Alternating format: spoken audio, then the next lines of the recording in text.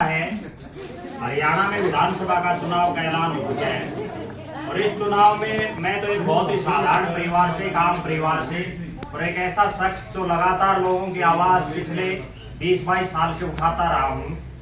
मुझे क्यों राजनीति में आना पड़ा और क्यों ये चुनाव लड़ना पड़ा, उससे पहले मैं तो ये बता दूं, मेरा नाम है प्रद्युम्न जोशीला, गांव है मेरा कमारी और नलवा में भी हम रहते हैं और यहाँ आजाद नगर में रहता हूँ मैं, नंद विहार में और अमर विहार दोनों जगह मेरे मकान है।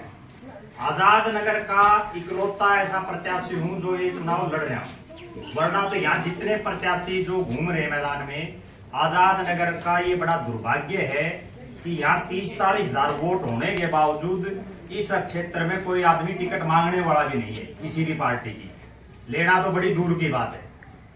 इसी बीच आप देखो पिछले 5 या 10 साल में आजाद नगर का जितना बेड़ा गर्क इन 8-10 सालों में हुआ है पिछले में, ना इसे क्षेत्र में आप सभी यहीं रह रहे हैं, ना कोई सीवरेज की सही सुविधा। आपके बिल्कुल पास पड़ोस में यहाँ 6-6 महीने पानी खड़ा रहता है, आपने खुद ने भी अपनी आंखों से देखा है। पूरे एरिया में कहीं भी जहाँ डीसी जो हिसार का सबसे बड़ा अफसर है, डीसी से लेकर और कमिश्नर तक का रेजिडेंसी से क्षेत्र में है, उसके बावजूद एक लाइट आपको रात को चस्ती हुई नहीं मिलेगी। पूरे एरिया की जितनी सड़कें हैं, गलियां हैं, नाली हैं, सब सौदा टूटा पड़े हैं। और उससे भी बड़ी बात यह है कि इस पूरे एरिया में पिछली बार जब विधानसभा का चुनाव हुआ तो 3 लोगों को पहला, दूसरा और 3 नंबर पर 3 प्रत्याशी रहे, जिनमें पहले स्थान पर रहे रणबीर सिंह गंगवा जो भारतीय जनता पार्टी के एमएलए थे, वो सरकार में रहे 5 साल, डिप्टी स्पीकर बने। दूसरे नंबर पर जो शख्स थे वो कांग्रेस के प्रत्याशी रहे रणधीर पनियार, वो भी 5 साल में से 3.5 साल सरकार में रहे। तीसरे जो शख्स थे वीरेंद्र चौधरी, वो जेजेपी के टिकट पर यहाँ से चुनाव लड़े और वो भी 4.5 साल सरकार में रहे।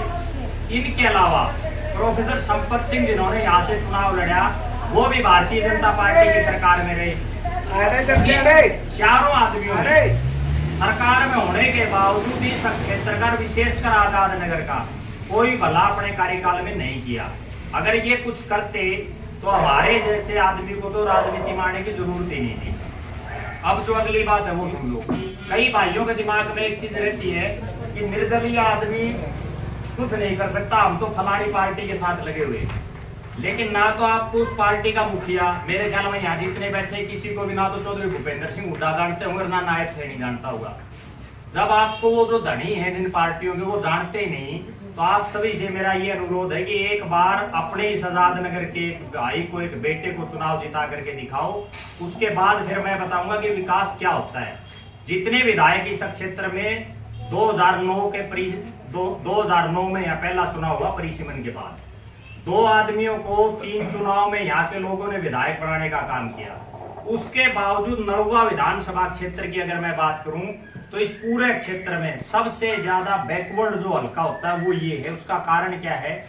2 मुख्य चीजें हैं।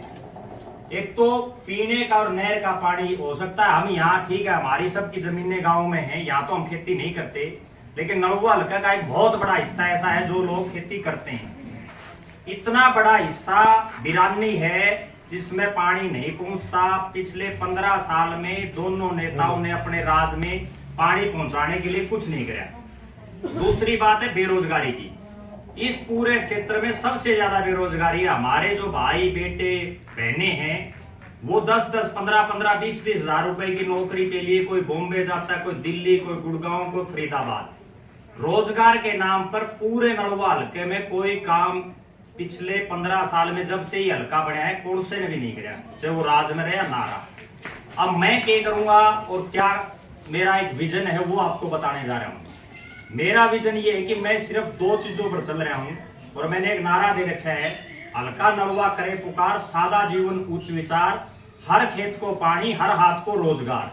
पहला काम तो ये है कि इस क्षेत्र में बहुत बड़ा एरिया ऐसा है, नलवा से आप शुरू हो जाओ, नलवा, बालावास, गुंजार, भोजराज, दाइमा, बूरे, बाड्या, दुबेठा, शाड़वा, ये जो पूरा एरिया है इसमें बहुत बड़ी संख्या में रेतीली जमीन है जो पूरी तरह से बंजर है और उस जमीन में कोई फसल नहीं होती। वहां मेरा ये प्रोजेक्ट है, मैं विधायक बनूं ना बनूं कोई फर्क नहीं पड़ता, लेकिन चुनाव लड़ने के बाद मेरी इतनी हिम्मत वहां जरूर होगी, मैं सरकार से या बिना सरकार, बहुत से ऐसे उद्योगपति हैं बड़े बड़े जिनके साथ मेरे बढ़िया संबंध है, वहां एक फैक्ट्री लगाने का काम करूंगा, ऐसी इंडस्ट्री जिससे इस क्षेत्र के बहन बेटी भाइयों को यही 20-30-50 हजार की नौकरी मिले और वो शाम को अपने माँ बाप बेटे बहू पत्नी उनके साथ अपना जो है ठीक ठाक रोटी खा सके। दूसरा जो प्रोजेक्ट है वो ये है कि पानी को लेकर के आखिरी जो जमीन है बिल्कुल हर एक इंच तक पानी पहुंचे, उसके लिए हम काम करेंगे।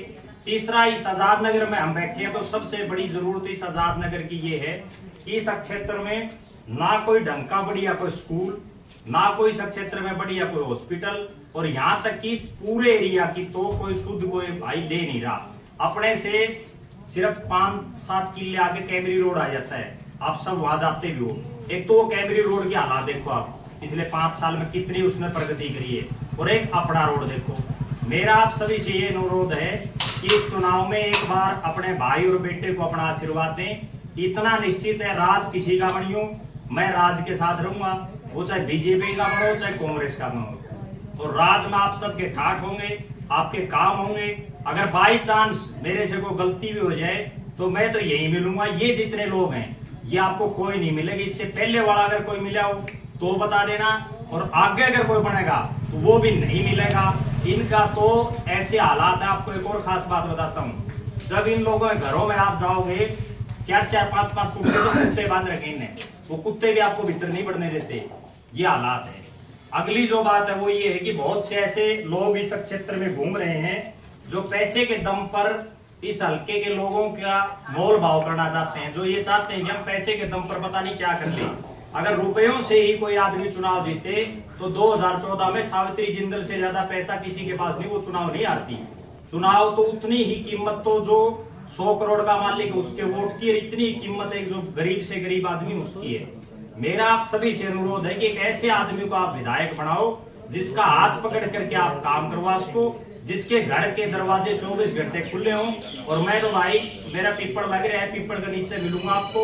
आप एक बार अपना प्यार, साथ, सहयोग, समर्थन और आशीर्वाद दें। आप सभी से एक मेरी अनुरोध और है, जिस भाई ने वोट डालना हो वो जो अपना पक्का और जो यूं समझता हुआ मैं वोट डालूंगा वो मेरी मदद करना। अगर किसी भाई के कोई प्रश्न और कोई यूं चाहता हो कि वह मेरी ये डाउट है तो वो ही मुझे बता देना, उसका मैं जो है पेटा भर दूंगा। बहुत बहुत धन्यवाद, आपने मेरी बात सुनी। जय हिंद।